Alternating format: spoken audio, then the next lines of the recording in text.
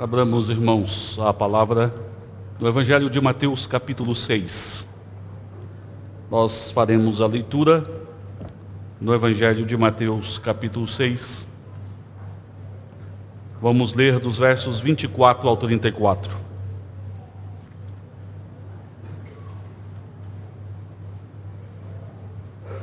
Evangelho de Mateus, capítulo 6, 24 a 34.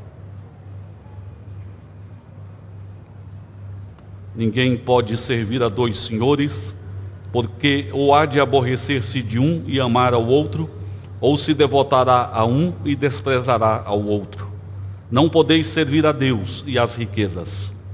Por isso vos digo, não andeis ansiosos pela vossa vida quanto ao que haveis de comer ou beber, nem pelo vosso corpo quanto ao que haveis de vestir. Não é a vida mais do que o alimento e o corpo mais do que as vestes? Observai as aves do céu, não semeiam, não colhem, nem ajuntam em celeiros. Contudo, o vosso Pai Celeste as sustenta. Porventura não valeis vós muito mais do que as aves? Qual de vós, por ansioso que esteja, pode acrescentar um côvado ao curso de sua vida? E por que andais ansiosos quanto ao vestuário? Considerai como crescem os lírios do campo. Eles não trabalham nem fiam. Eu, contudo, vos afirmo que nem Salomão, em toda a sua glória, se vestiu como qualquer deles. Ora, se Deus veste assim a erva do campo, que hoje existe e amanhã é lançada no forno, quanto mais a vós outros homens de pequena fé. Portanto, não vos inquieteis dizendo que comeremos, que beberemos, ou com que nos vestiremos, porque os gentios é que procuram todas estas coisas, pois vosso Pai Celeste sabe que necessitais de todas elas. Buscai, pois, em primeiro lugar o seu reino e a sua justiça, e todas estas coisas vos serão acrescentadas. Portanto, não vos inquieteis com o dia de amanhã, pois o amanhã trará os seus cuidados, basta ao dia o seu próprio mal. Meus irmãos, existem algumas tribos indígenas, pelo menos dentro de algumas pesquisas, 13 tribos indígenas, que praticam o infanticídio. Matam as crianças, matam os filhos logo depois do nascimento. Isso acontece quando as crianças nascem com algum problema físico. Os pais entendem que os filhos que nascem com estes problemas são amaldiçoados e podem trazer maldição sobre a aldeia. Por isso matam os filhos. Essa prática está intimamente relacionada com o tipo de adoração que estas pessoas praticam. Em função do tipo de culto, do tipo de adoração, e temerosos com referência a uma suposta maldição sobre a aldeia, acabam matando os filhos logo depois do nascimento. O fato, meus queridos, é que a adoração que as pessoas prestam acaba moldando a forma das pessoas agirem, acabam moldando a vida das pessoas no dia a dia. Mas isso aconteceria apenas com os povos indígenas? Certamente não. Isto acontece com todo ser humano, porque todo ser humano está em uma caminhada de adoração. O ser humano é essencialmente um ser adorador. A questão é a quem ele adora, mas todos são adoradores. Deus nos criou assim. Deus nos criou para adorá-lo, e nós só seremos completos adorando ao Senhor. Mas as pessoas que não adoram a Deus acabam adorando aos ídolos, adorando pessoas, adorando coisas. É importante nós definirmos adoração, porque às vezes nós pensamos que a adoração está restrita a um ajuntamento onde nós cantamos, onde nós oramos, onde nós lemos textos sagrados. Entretanto, meus queridos, a adoração é isto, mas vai além disto. A adoração é a fonte de tudo quanto nós pensamos, agimos ou fazemos. A adoração é a referência de segurança e felicidade para as pessoas. Alguns adoram os bens materiais. É por isso que quando se veem privados ou quando perdem, alguns se desesperam com a própria vida. Por quê? Porque perderam a fonte de adoração, de segurança, de felicidade. Outros adoram pessoas e quando perdem pessoas, se desesperam e dizem: acabou, não tem mais sentido, não tem mais esperança, a vida acabou. Outros adoram o seu próprio ego. E outros adoram ao Deus vivo e verdadeiro. Meus amados, esse texto bíblico que nós acabamos de ler, inicia no verso 24, nos falando da impossibilidade de nós servirmos a dois senhores, de nós termos a Deus como Senhor, mas servirmos também ao nosso ego como a riqueza da nossa vida, servirmos aos bens materiais como a riqueza da nossa vida, servirmos a pessoas como a riqueza da nossa vida. O Senhor nosso Deus não divide a sua glória com ninguém.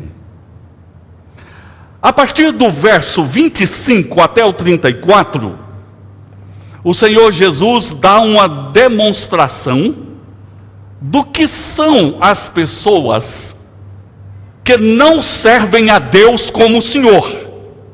As pessoas que não servem a Deus como Senhor acabam se enchendo de uma ansiedade incontrolável. O Senhor Jesus fala de pessoas que vivem uma vida tomada pelo poder da ansiedade. Mas aqui o Senhor Jesus fala também a respeito da cura. Qual é a solução? Seria trabalhar meditação com essas pessoas, seria levar essas pessoas a pensar de uma forma mais positiva a respeito da vida?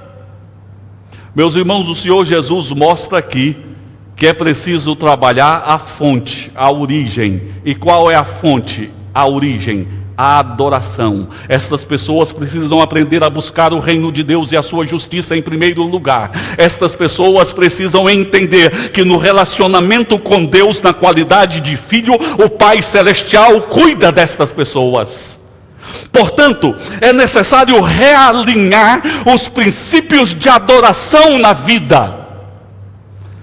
Nessa noite, irmãos, nós veremos como a vida é moldada pela adoração. Como a vida das pessoas é moldada pelo tipo de adoração que tem. A palavra dessa noite vai nos permitir responder à pergunta: a adoração que eu desenvolvo na minha vida tem sido a adoração correta? Tem sido a adoração ofertada verdadeiramente ao Senhor Deus? O meu relacionamento com o Senhor tem sido um relacionamento autêntico? A minha vida de adoração tem sido uma adoração verdadeira, confiante, segura? Queremos considerar, em primeiro lugar, meus queridos, que a adoração define a nossa própria identidade. A nossa própria identidade. Há pessoas extremamente pessimistas na vida, e em função desse pessimismo, essas pessoas estão cheias de temor, de insegurança, de medo, de ansiedade. Mas há pessoas que vivem também iludidas na vida, achando que tem o controle, tem o poder e tem o domínio. Vivem uma vida de mentira. Mas há também pessoas que vivem seguras, confiantes, sabendo das suas limitações, mas cheias de fé e de esperança. Depende o tipo de adoração que cada pessoa tem. Uma das principais fontes de adoração que existe no mundo é o próprio ego das pessoas. As pessoas cultuando o próprio ego. E quando as pessoas cultuam o ego, elas entendem que estão no centro do mundo, que tudo está orbitando em volta delas. Acreditam na mentira de Satanás, quando Satanás disse para Eva lá no princípio, na tentação, dizendo: sereis como Deus. Há muitas pessoas se achando no lugar de Deus. O pessimismo. Como pode uma pessoa que adora o próprio ego ser pessimista? Meus queridos, isso acontece porque as pessoas se veem na responsabilidade de dirigir as suas vidas no amanhã e se sentem incapazes de dirigir as suas vidas no amanhã. Entretanto, o seu ego não pode ser tocado, não pode ser ameaçado. Aí acontece exatamente o que o Senhor Jesus disse aqui. As pessoas andam ansiosas com referência à comida, à bebida, ansiosas com referência ao vestuário, ansiosas porque não está passando no vestibular, ansiosa com referência à profissão, ansiosa para resolver aquele problema na família, ansiosa porque tem medo de ficar doente, ansiosa com o futuro, ansiosa porque tem medo da morte. É tanta ameaça na vida que o coração fica desesperado. Mas, meus queridos, se nós adoramos ao Senhor nosso Deus, nós entendemos que Ele nos criou, que Ele é nosso Pai. Nós entendemos que Ele concede aos seus amados a bênção dEle enquanto eles dormem. Nós nos sentimos a exemplo de Abraão, caminhando para o Monte Moriá, o monte da provação, quando ele caminhou levando o seu filho Isaque, atendendo ao pedido do Senhor. Mas nós caminhamos às vezes gemendo, mas dizendo: o Senhor proverá, o Senhor proverá. Ah, meus queridos, nós não podemos adorar o nosso egoísmo, nós precisamos adorar ao Senhor. As pessoas que adoram o seu próprio ego estão pessimistas, mas como nós adiantamos, elas vivem também iludidas porque acham que têm o controle, têm a direção, são donos da sua vida, podem resolver os seus problemas, podem determinar o seu futuro, o seu amanhã. Mas tais pessoas não compreendem que são pó. Tais pessoas não compreendem que Deus é Senhor, porque só quando nós adoramos ao Senhor, nós entendemos que Ele é o centro de todas as coisas, não somos nós. Que Ele é o Senhor de toda a terra, e a terra está cheia da sua glória, que Ele está no seu santo templo, e as abas das suas vestes enchem todo o templo, e a glória do Senhor se vê em todos os cantos do templo. Este texto bíblico que nós lemos, nos mostra que foi Deus quem nos criou. Quando o Senhor Jesus faz esta comparação com as aves do céu, com os lírios do campo, tudo foi criado pelo Senhor. O Senhor alimenta as aves do céu, o Senhor veste os lírios do campo, com uma beleza indescritível, mas o Senhor quer mostrar: você vale mais do que as aves, do que os lírios, porque eu criei você. Mas eu não criei você à semelhança das aves e dos lírios, eu te criei à minha imagem e semelhança. Eu cuido da sua vida, porque por mais ansioso que você esteja, você não pode acrescentar meio metro à sua vida. E mais, eu sou o Criador dos lírios do campo, das aves do céu, mas eu sou o Pai, é de você que crê. E o Pai é aquele que cuida, que protege. Portanto, meus queridos, nós adoramos ao Senhor. E adorando ao Senhor, a nossa vida vai ganhar contornos diferentes. Quem adora o seu próprio ego vai se encher de pessimismo, um pessimismo que gera ansiedade, medo, insegurança. Vai se encher de ilusão, uma ilusão que ele prega uma mentira e depois te deixa na mão, desamparado, esquecido e perdido.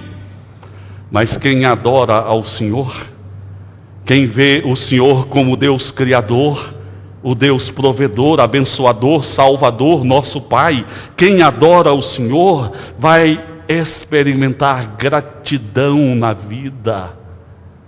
Vai experimentar gratidão, porque vai compreender que é objeto do grandioso, paciente e perdoador amor de Deus, que o Senhor lhe abraçou e que ninguém pode te arrancar dos preciosos e poderosos braços do Senhor. Se você adora verdadeiramente ao Senhor, você vai entender o que significa amar a sua esposa, amar o seu esposo, amar seus filhos, amar os seus irmãos. Sabe por que você vai entender isso? É porque você compreende que antes de você amar as pessoas, Deus te amou primeiro. E só pode amar verdadeiramente aquele que compreende a beleza e experimenta o poder do amor de Deus na sua vida. Se você adora verdadeiramente, você tem gratidão, você ama, você experimenta segurança na sua vida, porque você compreende que o Senhor governa a sua vida, governa céu, governa terra, governa o passado, governa o presente, governa o futuro, e este que governa sobre céu e terra não é ninguém a mais, ninguém a menos que o seu Pai.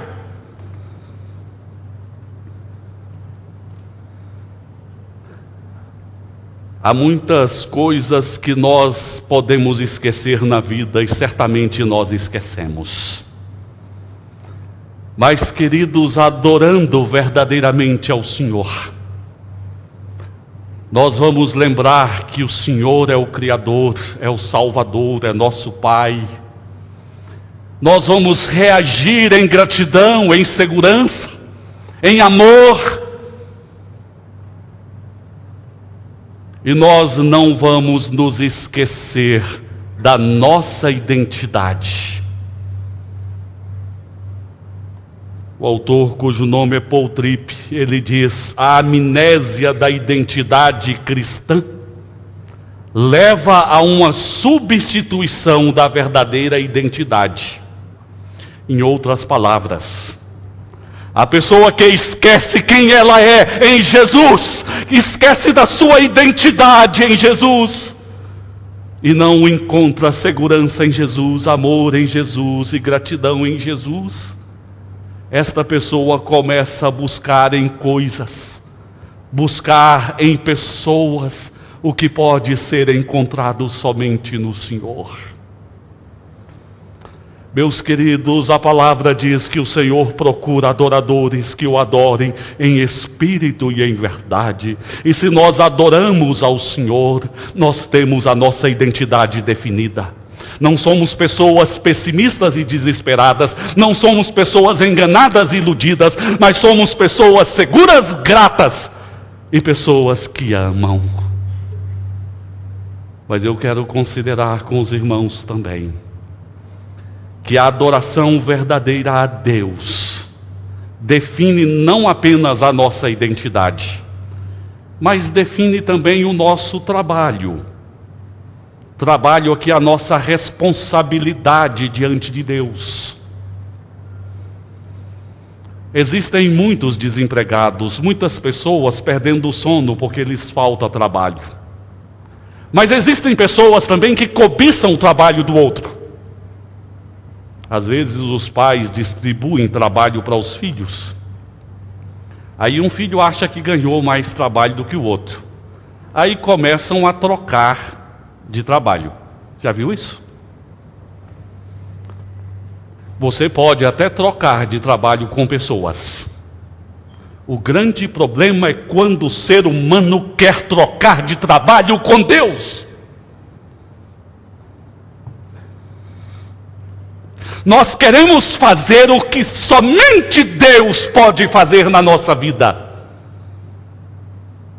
E nós queremos que Deus faça o que nos cabe fazer. Nós jamais poderíamos tomar sobre nós a responsabilidade de criar terra e céu. Nós jamais poderíamos tomar sobre nós a responsabilidade de preservar a vida. Jamais poderíamos tomar sobre nós a responsabilidade de salvar um pecador, porque isto somente o sangue de Jesus e o poder do Espírito Santo pode fazer. Mas muitas vezes nós insistimos em fazer o que somente Deus pode fazer. E esse texto bíblico aqui mostra isso. Em vez de fazer o que nos compete fazer, vivemos ansiosos porque queremos tomar sobre os nossos ombros as funções que são de Deus. Vamos compreender uma coisa, irmãos. Vamos compreender algumas coisas. Quem estabelece propósito para a nossa vida não somos nós. É Deus. Nós não estabelecemos propósitos, nós cumprimos os propósitos de Deus. Por isso, cuidado quando você tem que tomar uma decisão, quando você tem que tomar uma ação na sua vida e você bate o pé e diz: eu não quero, não é isso que eu quero. A questão não é se você quer, a questão é o propósito de Deus, qual é para você. Deus estabelece propósitos e nós cumprimos, nós não estabelecemos propósitos. Deus tem um propósito de salvação, Deus tem um propósito que andemos na direção do Espírito Santo, Deus tem um propósito abençoador para nós, Deus tem um propósito de paz na nossa família, Deus tem um propósito de perdão, de restauração. Ouça o propósito de Deus, mas não estabeleça propósito para você mesmo. Os propósitos humanos são finitos. Os propósitos de Deus são eternos. Os propósitos humanos são pecaminosos. Os propósitos de Deus são gloriosos, santos, perfeitos, eternos. Mas lembremos também, meus queridos, Deus trabalha nos fazendo servos do reino dele. Mas às vezes nós queremos inverter os nossos papéis e nós não queremos ser servos do reino de Deus, queremos ser servos dos nossos desejos, da nossa vontade. Mas Deus nos chamou para sermos servos do reino dele. Olha, o nosso reino, o reino humano, é igual um saquetel furado. Você investe a sua vida em cima e tudo sai por baixo e desaparece. Mas o reino de Deus permanece para sempre. A nossa vida precisa ser investida no reino do Senhor.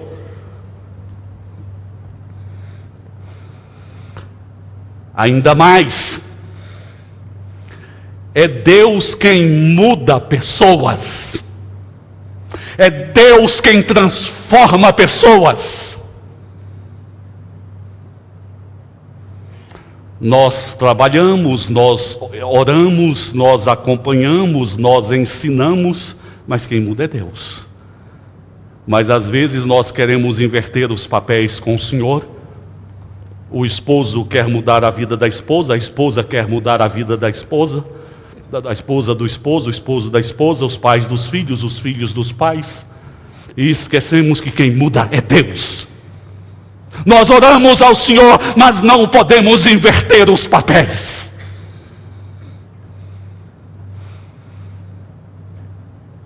Quantas vezes as pessoas se veem revoltadas, iradas, nervosas, insatisfeitas,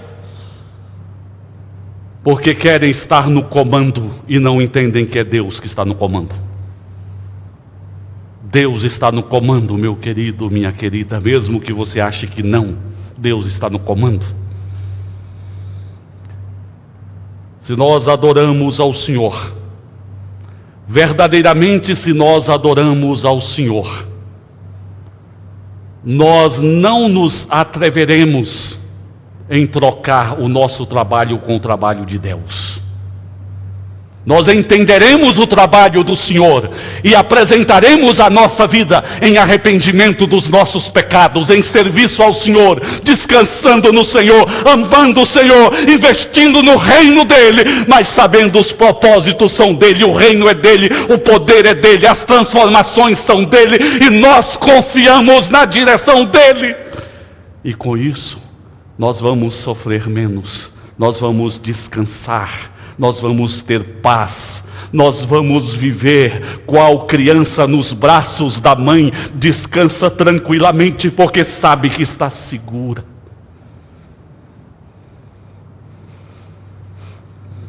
A adoração molda a maneira das pessoas serem, define a identidade, define o trabalho. Nós aceitamos o trabalho de Deus. Mas para finalizar, eu quero dizer também o seguinte, que a adoração, ela define a agenda das pessoas. Define a agenda das pessoas. Tem gente que gosta de fazer agenda para o outro cumprir. Já viu gente assim? Tem muita gente assim. Faz uma lista para você cumprir.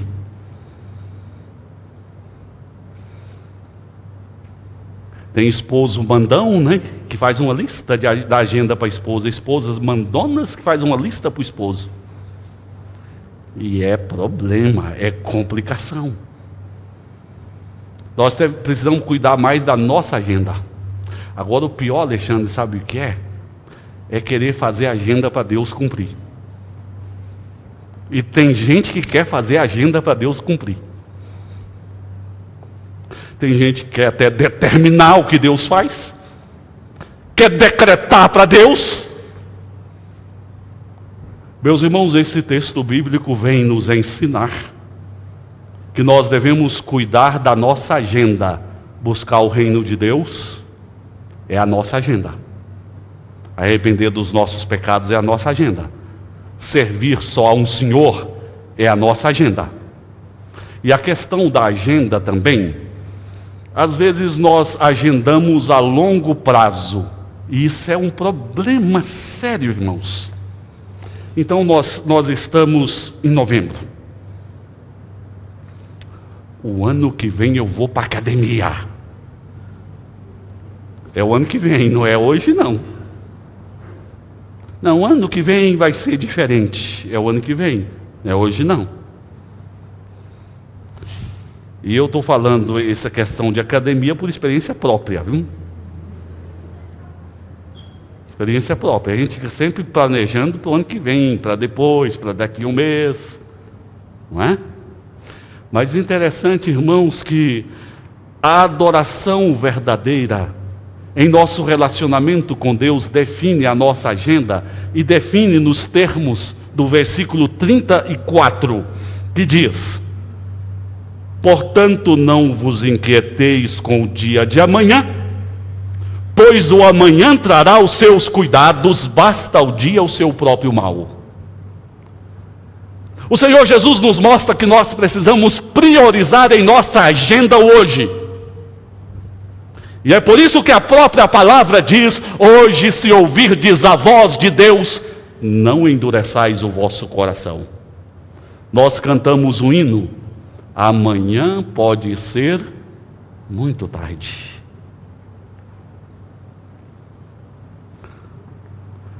A palavra de Deus diz também: santificai-vos hoje, porque amanhã o Senhor fará maravilhas no meio de vós. Portanto, a santificação é hoje, não é amanhã. Dá-nos hoje o pão nosso de cada dia. Veja como a agenda é trabalhada no hoje. Mesmo porque o amanhã pode não existir para nós nesse mundo. Por isso, na nossa agenda, nós precisamos cuidar do hoje. A palavra de Deus diz que o Senhor Jesus procura adoradores que o adorem em espírito e em verdade. Nós somos chamados para adorar verdadeiramente ao Senhor, e a adoração verdadeira define a nossa identidade. É hoje que Deus nos chama para estarmos diante do altar dele, para que o nosso coração se derrame diante dele, para que nós busquemos nele a fonte da nossa segurança e da nossa alegria, porque só ele pode ser verdadeiramente esta fonte para nós. Quero nessa noite finalizar esta palavra, e eu sei que se nós formos sinceros diante de Deus, nós vamos pedir misericórdia ao Senhor nessa noite. O que tem determinado a nossa maneira de pensar, de agir, de sentir, de responder na vida? Volto a dizer, porque muitas pessoas se desesperam diante das perdas. É porque a fonte de adoração não tem sido a verdadeira. Porque a gente jamais perde o Senhor. Porque muitas pessoas vivem tão iludidas ou tão pessimistas, tão ansiosas, tão desgostosas, tão ingratas, tão infelizes. Ah, meus queridos, é porque a fonte de adoração não tem sido o Senhor.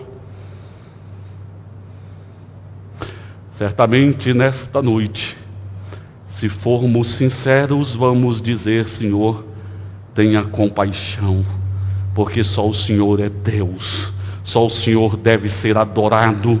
Só o Senhor é a fonte de segurança. Só o Senhor é a fonte de felicidade. E eu não quero adorar coisas. Eu não quero adorar pessoas. Eu não quero adorar o meu ego. Eu quero adorar somente a Ti, Senhor. Que Deus tenha piedade de nós e nos ensine a adorá-lo em espírito e em verdade. Você quer estar mais perto do Senhor? Vamos cantar mais perto de Ti? 116, hino 116. Convido os irmãos ao som do piano a se colocarem em pé.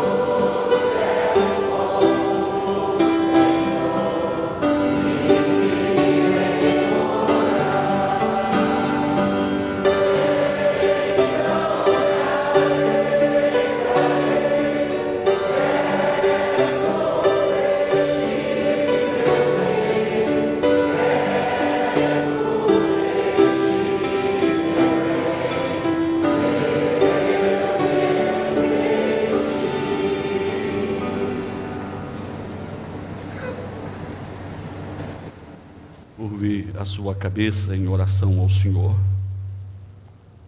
Ó Deus santo e eterno, Tu que és o Deus que sonda os corações, conheces todas as coisas, aqui estamos diante de Ti, Senhor, a confessar os nossos pecados, quando não adoramos somente a Ti, quando não Te adoramos como deveríamos adorar.